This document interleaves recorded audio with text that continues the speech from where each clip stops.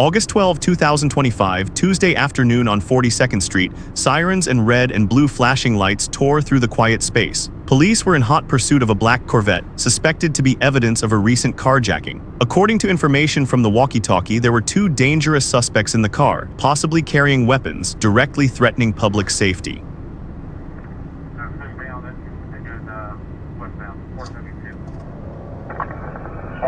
Roundabout.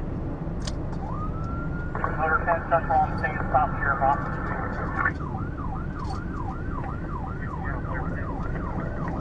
Pulling over, and out the grass right before it. We're going to bail out right here.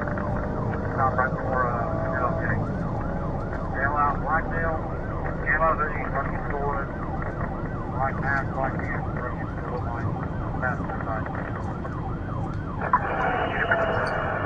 The Corvette suddenly sped across the grass as the suspect opened the door to escape. Urgent shouts rang out as units quickly surrounded the area, set up a safety perimeter, and ordered no one to enter the nearby woods. An officer shouted through a loudspeaker, "Get out of the car! Get on your knees, cross your legs, hands on your head."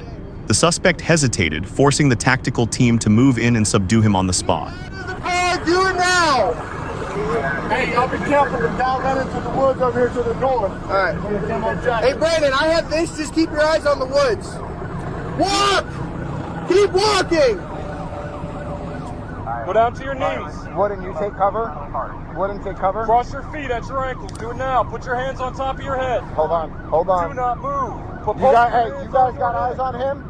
The two suspects were handcuffed and taken to the station. A quick search at the scene uncovered a Glock with an extended magazine, ending the tense chase that lasted several minutes. Police confirmed they were the ones who had stolen a man's car.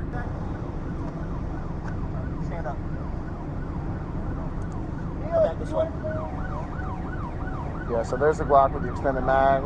Fleeing and resisting law enforcement is never a way out. Every reckless act can turn a simple arrest into a tragedy.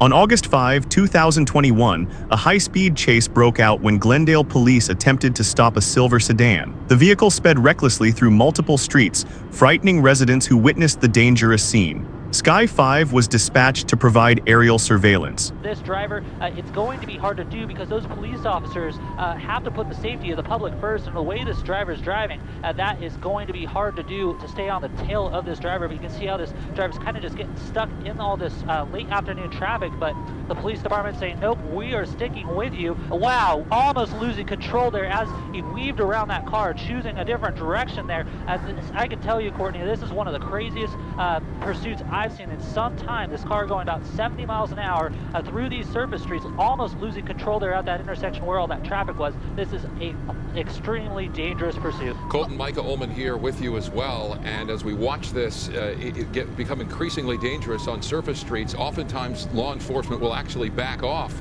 and try and calm things down. It doesn't appear at this point that these officers are willing to do that.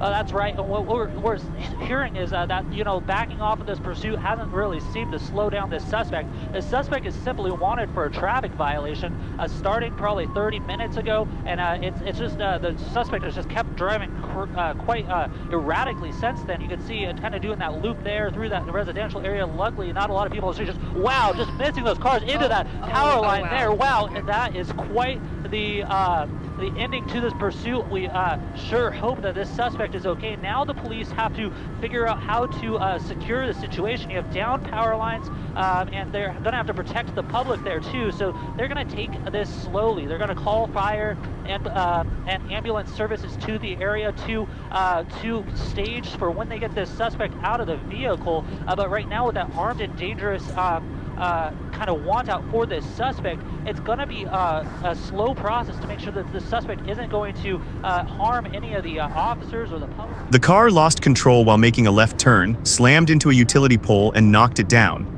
The vehicle flipped onto its roof in the middle of the street. Moments later, 5 people jumped out.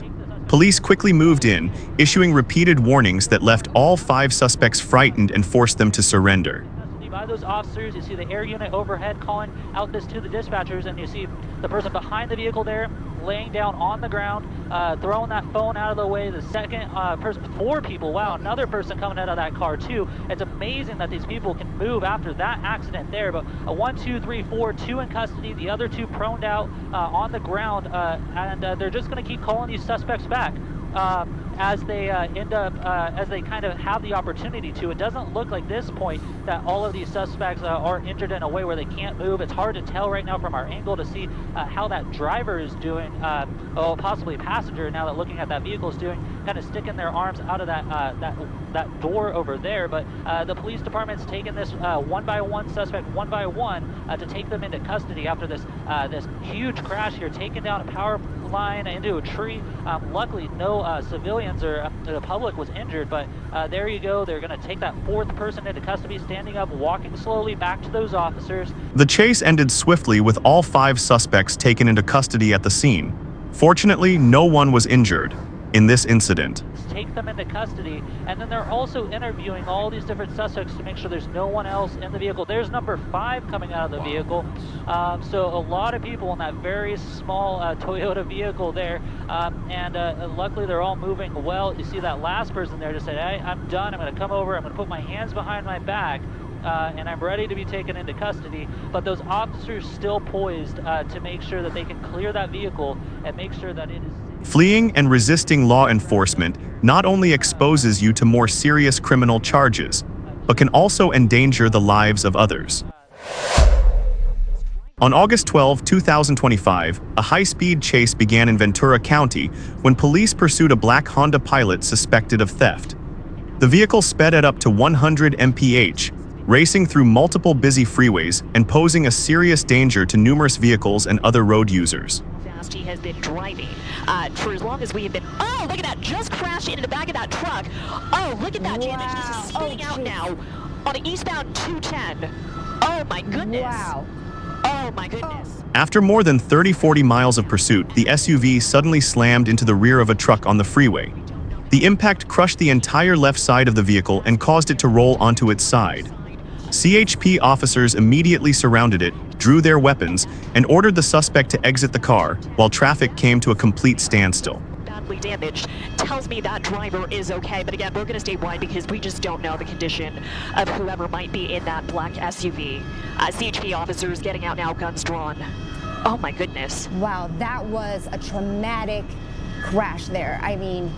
The tire marks on the roadway behind this vehicle where it came to a stop, but I'm going to stay wide. You can see CHP officers. There are 5 of them right now checking out this car. And I'm going to zoom out more here. I've got the booth talking to me. I think they have more information about what exactly transpired. You see that Ventura County... The suspect was quickly taken into custody at the scene. Fortunately, no one was killed, despite the crash site being littered with debris and spilled oil. Pursued by CHP. It was eastbound on the 118 before it got on the 210, and you can see traffic has come to a complete standstill here in Pasadena on the 210 east.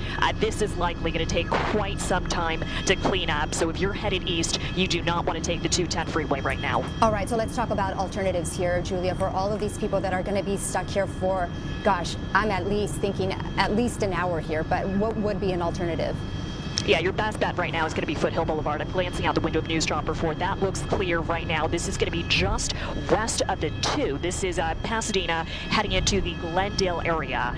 You can take Montrose. That's going to be south of the 210, or again, Foothill Boulevard north of here. That looks clear as well. And if you are stuck in this backup right now, it does not look like CHP is rerouting anyone onto the off-ramp because that's where this crash just happened. That's where this SUV spun out. And you can see the truck it hit. That orange truck is now stopped in the Gore Point. We did see that moving for quite some time after this crash, so the truck driver looks to be okay.